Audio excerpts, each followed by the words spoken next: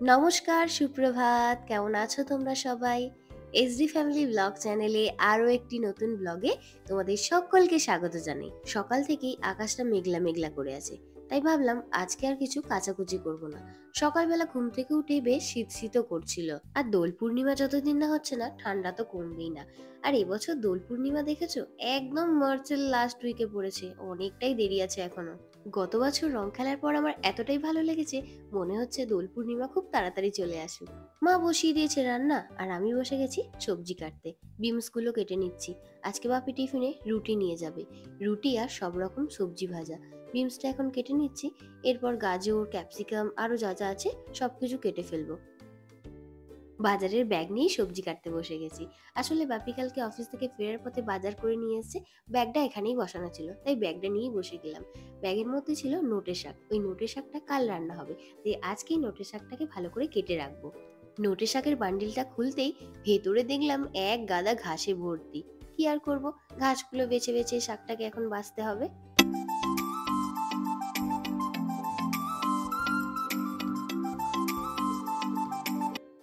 এতক্ষণে আমার শাকটা বাছা হলো, প্রচুর ঘাস ছিল।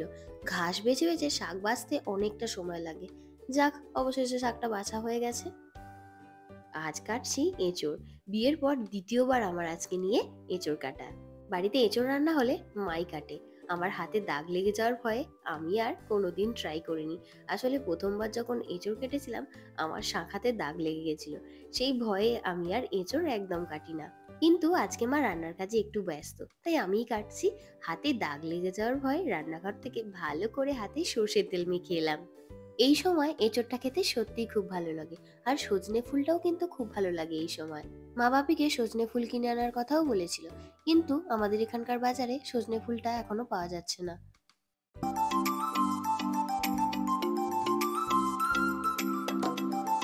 সব রকম সবজি ভাজাটাকে মা বসিয়ে দিয়েছে, সাদা তেল দিয়েই ভাজছে।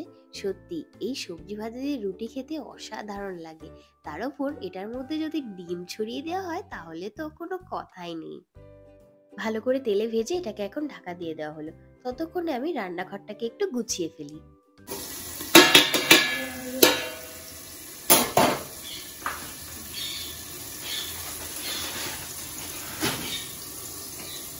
দুটো দিয়ে অনেক হয়ে গেল না। আজ দুপুরে রান্নার পদে থাকছে তেলাপিয়া মাছের তরকারি। কালকে আমাদের যে মাছ দিয়ে যায় সে এসেছিল, তেলাপিয়া মাছটা দিয়ে গেছে। তার কাছে সবসময় এই মাছ থাকে না। কি ভাগ্যিস কালকে তেলাপিয়া মাছটা পেয়ে গেলাম। সকালবেলা রান্নার এত তাড়াতাড়ি থাকে যে দুটো কড়া না বসিয়ে তো একদম হয় না, তাই মা দুটো কড়াই বসিয়ে দিয়েছে। একটাতে বসিয়েছে তরকারি, আর একটাতে হবে পেঁয়াজকলি ভাজা। আমার রান্নাঘরটা মোটামুটি এখনকার মতো একটু গোছানো হলো। এবার যাব ঠাকুরের ঘরে। সকাল থেকে আকাশটা মেঘলা মেঘলাই করেছিল, কিন্তু যত বেলা হচ্ছে রোদ্দুরের তাপ যেন ততই বাড়ছে। সকালের আকাশ দেখে ভাবলাম যে আজকে আর কিছু কাচাকুচি করব না। কদিন ধরেই ভাবছি মশারিগুলো ভিজিয়ে দেবো, অনেকদিন কাচা হয়নি। কিন্তু সকালের আকাশ দেখে ভাবলাম আজকে আর থাক, কাচবো না। কিন্তু এখন আকাশ দেখে মনে হচ্ছে কাচলেই ভালো হতো। অনেকটা বেলা হয়ে গেছে, এখন ভেজাতে দিলেও অনেক দেরি হয়ে যাবে, তাই আজকে আর থাক। চলো ঠাকুর ঘরটাকে এখন পরিষ্কার করে নিই। কাল সোমবার ছিল, তাই ভোলানাথকে দুধ দিয়ে পুজো করেছিলাম। আর দুধটা পরিষ্কার করার পর একটু মেঝের ওপর পড়ে যায়। কি ভাগ্যিস এখনো পিঁপড়ে হয়নি। গত বছর পিঁপড়ে যে হারে জ্বালিয়েছে, চারিদিকে রান্নাঘর, ঠাকুরঘর, চারিদিকে পিঁপড়ে একদম ভর্তি হয়ে গেছিল। এখনো গরমটা সেইভাবে পড়েনি, তাই বেচারারা এখনো বেরোতে পারছে না। কিছুদিন পর কি যে হবে।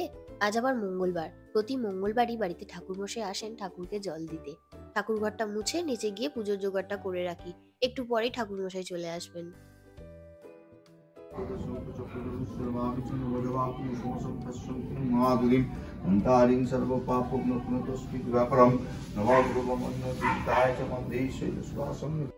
আজকে গাছে একটাও জবা ফুল ফোটেনি, কুঁড়ি হয়ে আছে, হয়তো কালকে ফুটবে। আর মিঠু দিও তো এখনো আসেনি, তাই গাছে যে কটা অপরাজিতা ফুল হয়েছিল সে কটাই তুলে দিলাম। ওম দেবী গঙ্গাঙ্গনি সাদি পঞ্চদশ বনমা বঙ্গে তস্মৈ নমঃ। ওম নিতি গন্ধবসঙ্গনি সাদি পঞ্চদশ পালে বনমা বঙ্গে তস্মৈ নমঃ।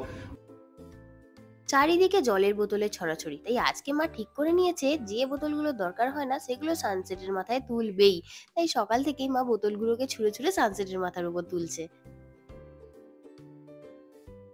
আজকে সকালের জলখাবারে আছে রুটি আর আলুর দম, সঙ্গে 1 কাপ ব্ল্যাক কফি। ব্ল্যাক কাপের মধ্যে ব্ল্যাক কফি, সত্যি দুটো একদম মিশে গেছে। সকালের খাবারটা এখন খেয়ে নি, আর রান্নাও তো ওদিকে হয়েই গেছে। আমাদের প্রতিদিন প্রেসার কুকারেই ভাত হয়, আর প্রেসার কুকারে ভাত হলে ফ্যান ঝাড়ানোটা অনেকটাই ইজি হয়ে যায়। তো ভাতটাকে প্রেসার কুকার থেকে আমি এখন বোলের মধ্যে ঢেলে রাখবো, দুপুরবেলা যাতে গরম করতে সুবিধা হয়। গোটা শীতকালটাই আমরা এরকমই করি, যেহেতু আমাদের সকাল সকাল রান্না হয়ে যায়, ভাত খেতে সেই 1টা-1.5টা বেজে যায়, তাই একেবারে বোলের মধ্যে ঢেলে রেখে দিই, খাবার 10 মিনিট আগে গরম করে নিই।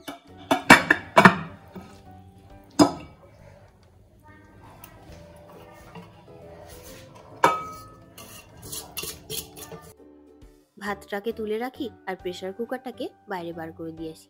অনেকটা বেলা হয়ে গেল, ঘড়ির কাঁটা যেন ছুটেই চলেছে। আজকে মানি প্ল্যান্টের জলটাও চেঞ্জ করব। অনেকদিন হলেও জলটা বদলানো হয়নি, আর আস্তে আস্তে গাছটাও বেশ বাড়ছে। কি সুন্দর শিকড়গুলো ছড়িয়েছে দেখো, আর কাঁচের গ্লাস তো ওই জন্য আরো ভালো করে বোঝা যাচ্ছে। এই কালারিং পাথরগুলো আমরা ভাইজাগ থেকে কিনে নিয়ে এসেছিলাম, ওখানে খুব সস্তায় এরকম কালারিং পাথর বিক্রি হচ্ছিল, তাই নিয়ে নিলাম। কিছু কালারিং পাথর টবেতেও দিয়েছি, সময় করে একদিন তোমাদেরকে অবশ্যই দেখাবো। কালারিং পাথরের ওপর কিছু ঝিনুকও ছড়িয়ে দিয়েছি। আর ঝিনুক কুড়ানোর গল্প তোমাদেরকে তো আর নতুন করে বলতে হবে না, প্রচুর ঝিনুক কুড়িয়েছি আমরা ভাইজাগে গিয়ে। যারা আমাদের ভাইজাগ ঘুরতে যাওয়ার ভিডিও দেখোনি, তারা আমাদের চ্যানেলে গিয়ে অবশ্যই দেখে নিও।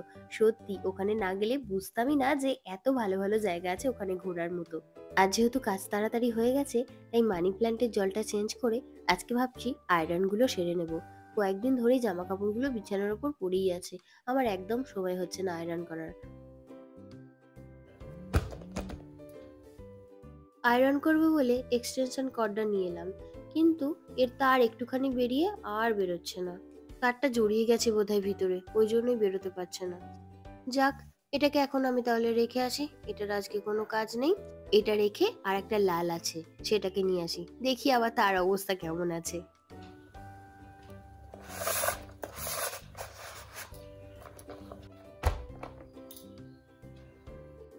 এই যে লালটা নিয়ে চলে এসেছি।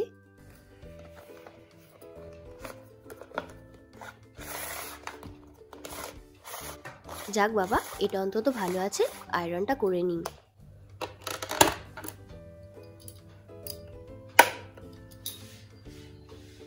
বেশ কিছুদিন আয়রন তো একদমই করা হয়নি, তাই বক্সের ওপরেও ধুলো পড়ে গেছে।